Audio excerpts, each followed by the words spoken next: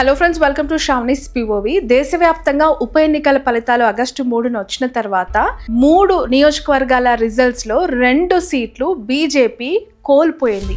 తమకి పట్టున్న safest seats లో BJP ఓటమిని చవిచూసింది. బీజేపీ నాయకులు ఎలక్షన్లో చేసిన కొన్ని కమెంట్సే వీటికి కారణం అని చెప్పి చాలా మంది మాట్లాడుతున్నారు అనలిస్టులు. ఎస్పెషలీ బంకింపూర్లో మా పార్టీ టికెట్ పై మోదీ ఫోటో పట్టుకొని కుక్కనో పిల్లినో నిలబెట్టిన ఈజీగా గెలిచేస్తుంది, ఇది మా కంచుకోట అని చెప్పి కేంద్ర మంత్రి రవిశంకర్ ప్రసాద్ లాంటి చాలా సీనియర్ మోస్ట్ నాయకులు పదే పదే రిపీట్ చేశారు. అందుకే ఇలాంటి ఓటమి వచ్చిందని చెప్పి మాట్లాడుతున్నారు. బట్ ఇంత కాన్ఫిడెన్స్ ఎందుకు? 1995 అంటే 30 ఏళ్లుగా ఆ సీటులో బీజేపీ జెండా తప్ప ఇంకో జెండా ఎగరలేదు. అక్కడ బీజేపీ అభ్యర్థులు తప్ప ఇంకొకరు గెలవలేదు. అదే బీజేపీ కేవలం జస్ట్ 8 months బ్యాక్ నవంబర్ 2025లో బీహార్ అసెంబ్లీ జనరల్ ఎలక్షన్స్లో 202 సీట్స్లో ఒక చారిత్రాత్మక ల్యాండ్ స్లైడ్ విక్టరీని సాధించింది. బీజేపీ ఒక్కటే సింగిల్ లార్జెస్ట్ పార్టీ 101 సీట్స్లో పోటీ చేయడమే కాదు, హయ్యెస్ట్ 89 సీట్స్ అక్కడ గెలిచింది. అప్పుడు అందరూ ఏమనుకున్నారో తెలుసా? బీజేపీని బీహార్లో ఆపేవాళ్ళు లేరు, ఏ బీహార్ బీజేపీకి అడ్డా హే అన్నారు. కట్ చేస్తే 8 monthsలో మొత్తం మారిపోయింది, కంప్లీట్గా సినారియో మారిపోయింది. ఉప ఎన్నికల ఫలితాలు ఆగస్టు 3న వచ్చాయి కదా, ఆ కుక్క ఆ పిల్లి అన్న కమెంట్స్ ఇచ్చిన నేత అడ్రస్ లేకుండా పోయాడు. బంకింపూర్లో బీజేపీ చతికిల పడిపోయింది, బొక్కబోర్లా పడిపోయింది. 30 ఏళ్ల బీజేపీ కంచుకోట బద్దలైపోయింది. దాదాపు 19,000 ఓట్ల తేడాతో అక్కడ జన్సూరజ్ పార్టీ నుంచి పోటీ చేసిన ప్రశాంత్ కిషోర్ ఘన విజయం సాధించారు. అంతేకాదు అదే రోజు మధ్యప్రదేశ్లో మరో బీజేపీ కోట కూడా చేజారిపోయింది. సో 3 ఎన్నికల ఫలితాలు చూస్తే 2 బీజేపీ చేజార్చుకుంది. ల్యాండ్ స్లైడ్ నుంచి ఒకే రోజులో 2 కోటలు కుప్పకూలిపోవటం వరకు అసలు ఏం జరిగింది? 8 monthsలో బీజేపీకి ఎందుకింత ఎదురుగాలి వీస్తోంది?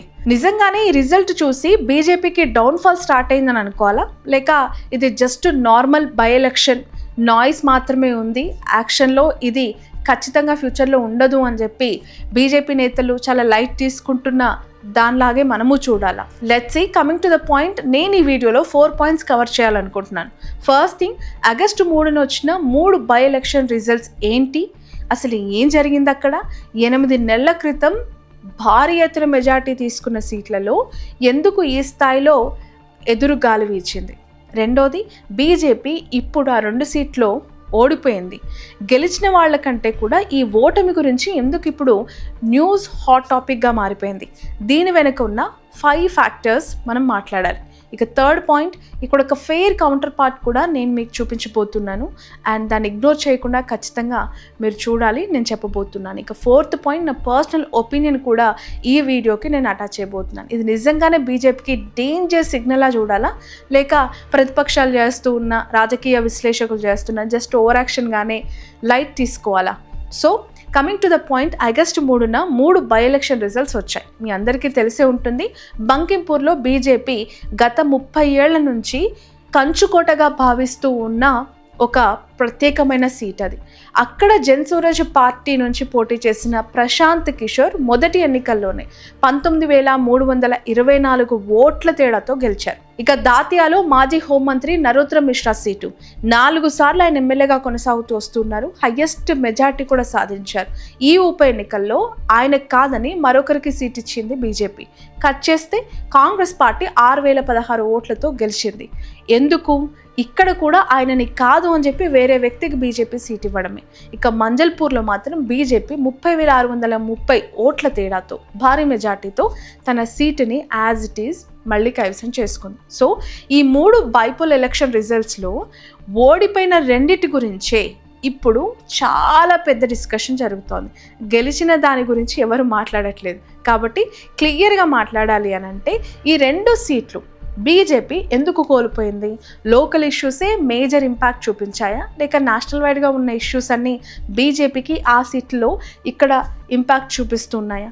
ఎప్పటికీ మేము ఓడిపోము, అవి మా సేఫెస్ట్ ప్లేసెస్, మా సేఫెస్ట్ కాన్స్టిట్యుయెన్సీస్, నిజంగా చెప్పాలంటే బీజేపీ కోటలు అని చెప్పి చాలా గట్టిగా తొడగొట్టి చెప్పిన నేతలకి ఈ రిజల్ట్ చూసిన తర్వాత మైండ్ బ్లాంక్ అయిందని అనుకోవాలి.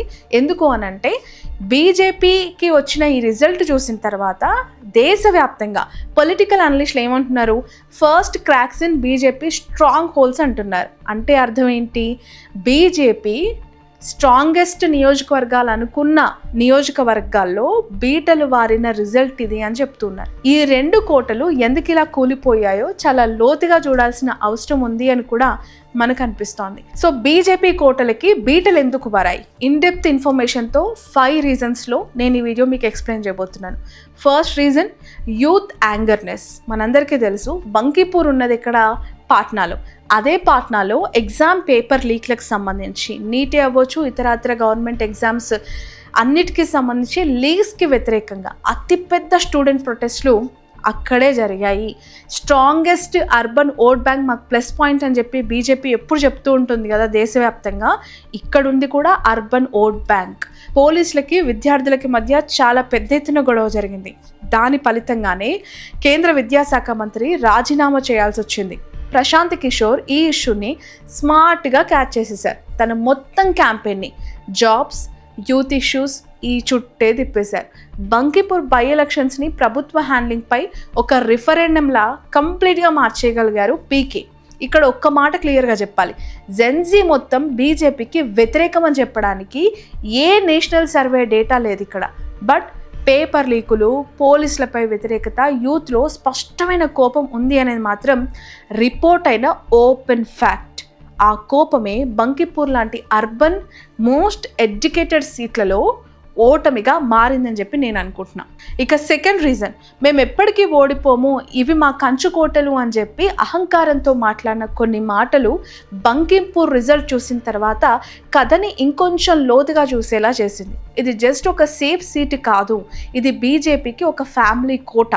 జస్ట్ 1995 నుంచి 2006 వరకు నితిన్ నబీన్ తండ్రి నబీన్ కిషోర్ ప్రసాద్ సింహ ఈ సీటుని పట్టుకుంటున్నారు, గెలుస్తూ వస్తూ ఉన్నారు. ఆ తర్వాత 2006 నుంచి నితిన్ నబీన్ స్వయంగా వరుసగా గెలుస్తూ, ఆయన ప్రతి గల్లీ తిరుగుతూ ప్రతి ఒక్కరితో పర్సనల్ ఇంటరాక్షన్ చేస్తూ గెలుస్తూ వస్తున్నారు. నవంబర్లో దాదాపు 50,000 సీట్ల భారీ మెజార్టీతో 5th టైం నితిన్ నబీన్ గెలిచారు. తండ్రి, ఆ తర్వాత కొడుకు ఇద్దరూ కలిసి 3 దశాబ్దాలుగా ఈ సీట్ని పర్సనల్గా వాళ్ళ ప్రాపర్టీ లాగా చూసుకున్నారు. అందుకే అది వాళ్ళ ఫ్యామిలీ విక్టరీ అయింది. అది బీజేపీకి మా కంచుకోట అని చెప్పి ఆపాదించుకోవటం ఇప్పుడు పప్పులో కాలేసినట్లయింది.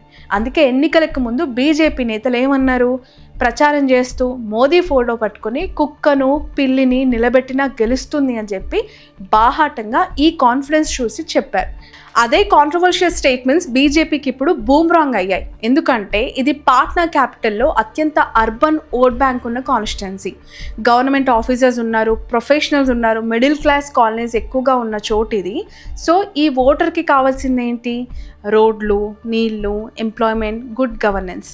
పేపర్ లీకులు, గవర్నెన్స్ ఫెయిల్యూర్ నెరేటివ్ ఎగ్జాక్ట్గా ఈ ఓటర్ బేస్ని టార్గెట్ చేస్తాయి కదా. అంటే బీజేపీ ఎక్కడైతే అత్యంత కాన్ఫిడెంట్గా ఉందో, ఎక్కడైతే అస్సలు ఫైట్ ఇవ్వాల్సిన అవసరం లేదు అని చెప్పి చాలా గుడ్డిగా తీసి పడేసిందో, సరిగ్గా అక్కడే దెబ్బ తగిలింది. ఇది ఒక్క సీటు మాత్రమే.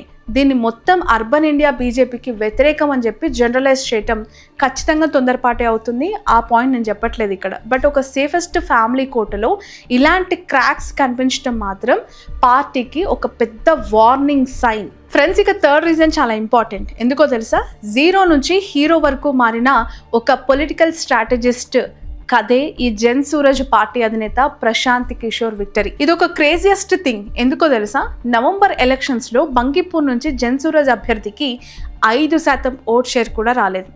మొత్తం రాష్ట్ర వ్యాప్తంగా 238 మంది క్యాండిడేట్స్లో 236 మంది డిపాజిట్ కూడా కోల్పోయారు. ఆర్జేడీ కూడా ఈసారి బంకీపూర్లో 3వ స్థానానికే అక్కడ ఫిక్స్ అయిపోయింది. 14,000 ఓట్ల దగ్గరే ఆగిపోయింది అక్కడ కౌంట్. అంటే ఇది కేవలం బీజేపీ వర్సెస్ జన్ సూరజ్ ఫైట్గా మారింది. ఇక్కడ ఆర్జేడీ పూర్తిగా పక్కకు తప్పుకుంది. 8 నెలల క్రితం ఒక జోకర్ పార్టీలా చూసిన పార్టీని ఇప్పుడు ప్రధాన ప్రత్యర్థిగా నిలబడింది, తట్టుకుంది, గెలిచి చూపించింది. ఇక్కడ అసలు క్వశ్చన్ ఏంటో తెలుసా, జన్ సూరజ్ అనేది జస్ట్ ఒక ఓట్ కటర్ పార్టీనా, లేక నిజంగానే ఒక సీరియస్ థర్డ్ ఫోర్స్గా ఎదుగుతున్న దేశంలో ఎన్నిసార్లు ఓడినా మళ్ళీ లేచి నిలబడటం, ఆ తర్వాత ఇలా ఒక కీలక కోటని పగలగొట్టేసేయటం, ఇది జస్ట్ లక్క కాదు.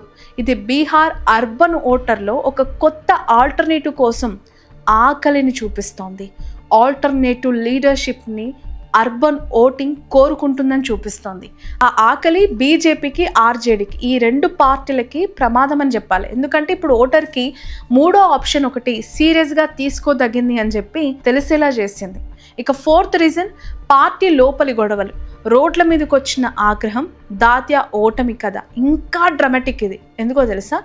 జెన్జీ ఇష్యూ కాదు ఇక్కడ, ఇది ప్యూర్గా ఆర్గనైజేషనల్ ఇష్యూ. అది కూడా బీజేపీ హైకమాండ్ చాలా లైట్గా తీసుకున్న ప్రాబ్లం. 6 సార్లు గెలిచిన సీనియర్ లీడర్ మాజీ హోంమంత్రి నరోత్తమ్ మిశ్రాకి పార్టీ మీకు టికెట్ ఇవ్వట్లేదు అని చెప్పి నిరాకరించింది. కొత్త అభ్యర్థి ఆశుతోష్ తివారీని అక్కడ రంగంలోకి దింపింది. దీంతో ఊరుకుంటారా? మిశ్రా సపోర్టర్స్ అందరూ చాలా పెద్ద ఎత్తున ఆగ్రహంతో ఊగిపోయారు.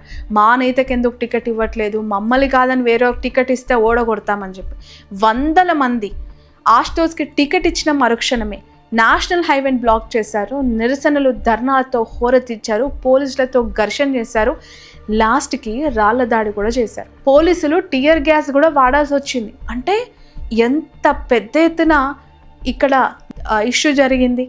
బట్ బీజేపీ చాలా లైట్గా తీసుకుంది. ఆఫీస్ బ్యారర్లు నిరసనగా అక్కడ రాజీనామాలు చేస్తే అసలు పట్టించుకోలేదు. చివరికి మిశ్రాని స్వయంగా సీఎం మోహన్ యాదవ్తో కలిసి స్టేజ్ పైకి వచ్చి కన్నీళ్లతో పార్టీ అభ్యర్థికి మద్దతు ఇవ్వాలని అభ్యర్థించినా కూడా ఆ లోపలి తిరుగుబాటును పూర్తిగా ఆపలేకపోయారు. ఎందుకనంటే తను మనసు నుంచి కాదు, నోటి నుంచి అభ్యర్థించి చెప్పినా కూడా తన క్యాడర్ ఒప్పుకోలేదు. అంటే సామాన్య కార్యకర్తలు నిజమైన నాయకుడికి అగౌరవం జరిగితే, పార్టీ అన్యాయం చేస్తే ఎలా నిలబడతారు అనడానికి ఒక ఎగ్జాంపుల్ ఈ మిశ్రా ఇష్యూ అని చెప్పి మనం చూడాలి ఇక్కడ. అండ్ కౌంటింగ్లో ఒక దశలో కాంగ్రెస్ 12,600కు పైగా ఓట్ల లీడ్లో ఉంది. అక్కడ చివరికి 6,016 ఓట్ల తేడాతో బీజేపీ ఓడిపోయింది. ఇక్కడ చెప్పేది ఏంటంటే బీజేపీ ప్రాబ్లం నేషనల్ ఇష్యూ వల్ల రావట్లేదు. ఇక్కడ టికెట్ ఎవరికి ఇవ్వాలి, ఎవరికి కాదు అనాలనే బేసిక్ లోకల్ డిసిప్లిన్డ్ ఇష్యూస్ వల్ల కూడా కుప్పకూలుతున్నాయి సీట్లు. ఒక సీనియర్ లీడర్ని అవమానించి ఆయన సొంత సపోర్టర్స్ని శత్రువులా మార్చుకోవటం, ఇది ఎన్నికల ముందు ఏ పార్టీ ఎక్కడా చేయకూడని అతిపెద్ద తప్పు. ఒకే రోజు 2 వేర్వేరు రాష్ట్రాల్లో 2 వేర్వేరు కారణాలతో ఓడిపోవటం, ఇది కోయిన్సిడెన్స్ అని చెప్పి ఖచ్చితంగా కొట్టి పారేయలేని అంశం. ఇక 5th reason, national level issues local ఎలక్షన్స్లోకి బ్లీడ్ అవ్వటం. కేంద్ర మంత్రి రాజీనామా చేయాల్సి రావటం జస్ట్ ఢిల్లీ దాకా పరిమితమైన ఇష్యూయే కాదు, ఇది అది స్టేట్ లెవెల్ ఎలక్షన్స్లో కూడా బీజేపీపై ఒక క్లౌడ్లా వేలాడుతుంది. బంకీపూర్లో ఇది డైరెక్ట్గా క్యాంపెయిన్ ఇష్యూ అయింది. అంటే national governance failures state level election రిజల్ట్స్ని ఎఫెక్ట్ చేయటం ఆల్రెడీ స్టార్ట్ అయిపోయినాయని చెప్పాలి మనం. ఇది బీజేపీకి నిజంగా వెరీ డేంజరస్ సిగ్నల్స్. ఎందుకంటే లోకల్ ప్రాబ్లమ్స్ని లోకల్గా ఫిక్స్ చేయొచ్చు, కానీ నేషనల్ నరేటివ్ డ్యామేజ్ని మనం ఇక్కడ క్లియర్గా చెప్పటం, అంచనా వేయటం అంత ఈజీ కాదు. బట్ ఫెయిర్గా ఉండాలంటే ఇక్కడ ఒక పెద్ద పాయింట్ మనం కౌంటర్ చేయొచ్చు. బై ఎలక్షన్లు ఎప్పుడు మెయిన్ ఎలక్షన్స్ మూడ్ని పర్ఫెక్ట్గా రిఫ్లెక్ట్ చేయవు. ఎందుకు అంటే మనం కూడా తెలుగు రాష్ట్రాల్లో ఉప ఎన్నికల్లో వచ్చిన మిగతా పార్టీల విజయాలు చూసాం కాబట్టి టర్న్అవుట్ తక్కువగా ఉంటుంది, లోకల్ ఫ్యాక్టర్స్ ఎక్కువగా పనిచేస్తూ ఉంటాయి, అండ్ మనిషిని చూసి ఓట్లేసే వాళ్ళు కూడా అక్కడ ఎక్కువగా కనిపిస్తూ ఉంటారు బై ఎలక్షన్స్లో. దీనికి బెస్ట్ ఎగ్జాంపుల్ ఏంటంటే ఇదే బీజేపీ కేవలం 8 months back main Bihar assembly ఎలక్షన్స్లో 202 సీట్స్ ల్యాండ్ స్లైడ్ విక్టరీతో గవర్నమెంట్ ఫామ్ చేసింది. 44% పైగా ఓట్ షేర్తో. జస్ట్ ఇది కాకతాళీయం కాదు కదా, ఒక massive mandate. So Gujarat Manjalpur issue కూడా మనకు అదే చూపిస్తుంది. బీజేపీ బేస్ మాత్రం ఎక్కడా కుప్పకూలిపోలేదు. జెన్యున్గా ఒక పాయింట్ చెప్పాలా, ఈ రెండు ఒకేసారి నిజం కావచ్చు. బీజేపీకి నేషనల్గా ఇంకా బలమైన బేస్ ఉంది. అదే సమయంలో నిర్దిష్ట పాకెట్స్లో స్పెసిఫిక్గా అర్బన్, యూత్, గవర్నెన్స్, సెన్సిటివ్ సీట్స్లో, పార్టీ లోపలి టికెట్ గొడవలు ఉన్న సీట్లలో ఒక రియల్ క్రాక్ అనేది మెల్లమెల్లగా స్టార్ట్ అయినట్టు కనిపిస్తోంది. ఇది నేషనల్ లెవెల్లో వస్తున్న డౌన్ఫాల్ మాత్రం కాదు, బట్ ఇగ్నోర్ చేయదగ్గ చిన్న విషయం కూడా కాదు. ఖచ్చితంగా దీన్ని మాత్రం లిస్ట్ అవుట్ చేయాలి. ఒక ఆత్మ పరిశీలన అనేది చాలా అవసరం. ఇదే ఇప్పుడు బీజేపీ సీనియర్ లీడర్స్ కూడా బీజేపీ కేంద్ర నాయకత్వానికి ఇస్తున్న ఒక సలహా. సో ఫైనల్లీ నా పాయింట్ ఆఫ్ వ్యూ ఏంటో తెలుసా, ఇది బీజేపీ అంత మాత్రం కాదు, ఎట్ ద సేమ్ టైం ఖచ్చితంగా ఒక వార్నింగ్ షాట్ అనుకోవాలి. ఎందుకంటే ఏ పార్టీ అయినా ఎంత పెద్ద ల్యాండ్ స్లైడ్ విక్టరీ సాధించినా తన సొంత సేఫెస్ట్ కాన్స్టిట్యున్సీలో ఇలాంటి రిజల్ట్ కనిపిస్తే దాన్ని ఇగ్నోర్ చేస్తే ఖచ్చితంగా ప్రమాదమే. బంగింపూర్లో మోదీ ఫోటో పెట్టుకొని కుక్కని పిల్లిని పెట్టినా గెలుస్తుంది అని చెప్పి కళ్ళు మూసుకున్న విక్టరీ మాకే సొంతమని మాట్లాడిన వాళ్ళు ఈరోజు ఆత్మ పరిశీలన చేసుకుంటున్నాం, ఓటమికి కారణాలు విశ్లేషిస్తున్నాము అని చెప్పి నితిన్ నబీన్ లాంటి వాళ్ళు స్వయంగా చెప్తున్నారు. అంటే పార్టీ లోపలే ఈ సిగ్నల్స్ని సీరియస్గా తీసుకుంటున్నారు అని చెప్పి మనకు అర్థమవుతుంది. And utmost that is very important.